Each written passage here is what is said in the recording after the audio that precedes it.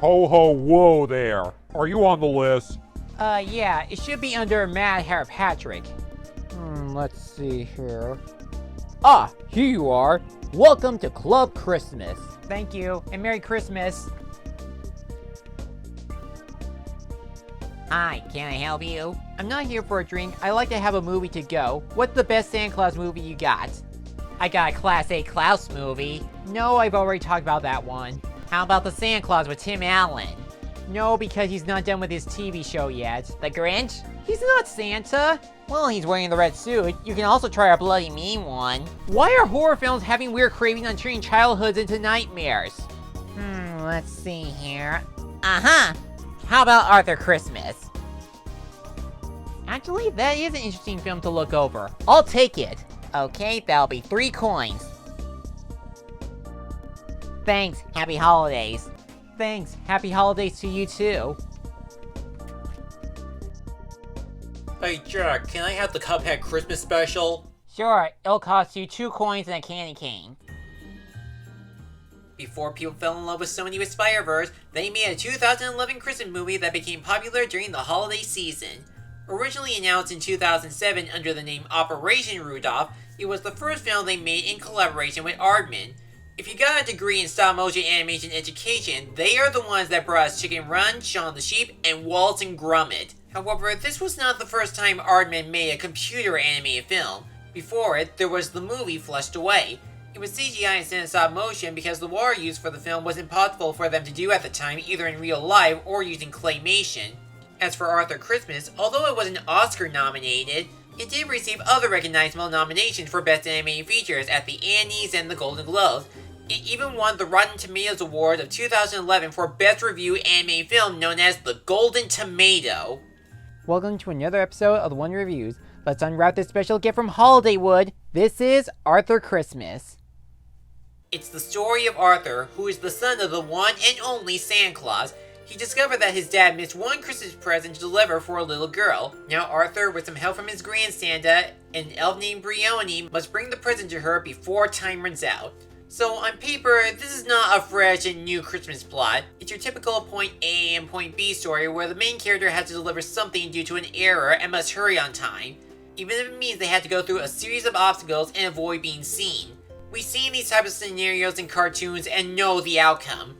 However, there is one thing that keeps the film's momentum, and that is the execution. The way the journey works is that it does present the impact of what would happen if a kid didn't receive a present from Santa. Whenever they express their concerns or other risk factors, they're actually effective. From the meltdown between the elves to the kid possibly being left out with no present to the possibility on whether or not there is a Santa Claus. Speaking of which, the element of Santa Claus is what helped make the movie engaging and the side plot involving who gets to be the next Santa. The whole point of Santa Claus's existence is not to see him send presents, it's the way of how he delivers them. Therefore, the film shows a unique interpretation of how he travels around the world, where he lives, and how does he get into people's houses and put gifts under the tree.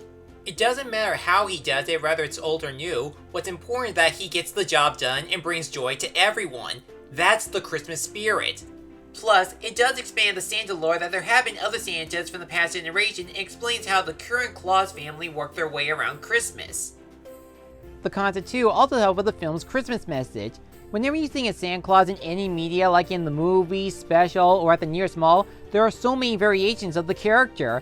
And with each version, there is an idea of what would define the big guy or Christmas itself. And sooner or later, there will be more interpretations of the holiday icon, much like the characters in this movie. Let's start with the star of the movie himself, Arthur. At first, he's just the joyful and clumsy member of the family who is oddly similar to Buddy the Elf. However, in execution, he does have a heart of gold and wants to help deliver the present to the girl Gwen to fulfill her wish of Santa's existence. And he's the only member of the family that's not actually trying to fight for the Santa Claus spot. He just wants to make the missing girl happy and believe in Santa and Christmas. With his dad, Santa, or by his real name, Malcolm, he's more like the lazy one that just leaves the elves and Steve do all the work.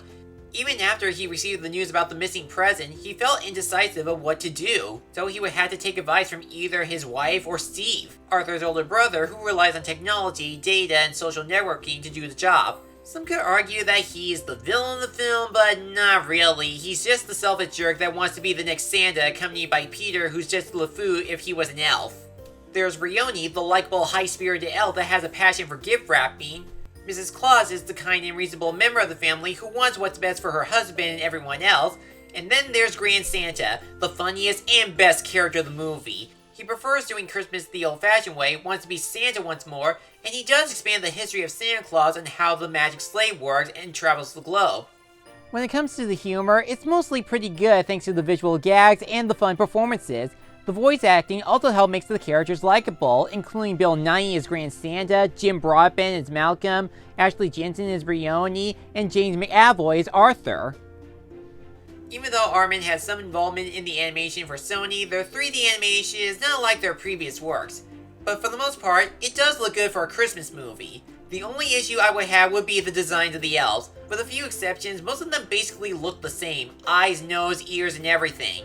It's pretty obvious they resemble too much like another recognizable Christmas special at the time, Prep and Landing, including their own Mission Impossible style delivery system. Now with the other designs like the Claus family, they look good and distinctive from one another. For the cartoony animation on everyone, they fully present a lot of energy and creativity. This is more evident during the magic sleigh scenes or when the elves deliver the presents. I know their system resembles Prep and Landing, but when they get their A game on, it can be a lot of fun and even suspenseful. There's a scene where they had to turn off a noisy toy and they had to get Santa out of a bedroom without waking someone up. Well, if that's the case, I wonder what happened if someone caught the Easter Bunny hiding eggs. For the magic sleigh scenes, there are some wonderful effects when they use the Christmas magic or when they camouflage the flying contraption. And that also applies to their gigantic ship, the S1, by blending into the skies.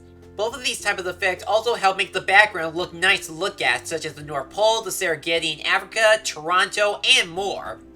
Overall, it looked like the cast and crew really cared so much on making a Christmas movie. It was like they were trying to leave a big plate of milk and cookies for the audience to enjoy. I wouldn't say the recipe is groundbreaking or anything, but I still think it was a satisfying gift to have during the holidays. Arthur Christmas is a charming holiday movie. Well, it's not the best Christmas movie with a predictable story, but it has some likable characters, good animation, and a nice heartfelt message. If you like Christmas comedies or you want to see a different variation in how the Jolly Red Man brings Christmas magic like Klaus, Santa Claus Coming to Town, the Tim Allen Santa Claus movies, then you and your family will have a fun time. And much like every Santa in this movie is a fresh new addition for holiday films, I'm gonna give Arthur Christmas a B. I'm Matt Harrop-Patrick. Now if you'll excuse me, I'm going to play Christmas the board game.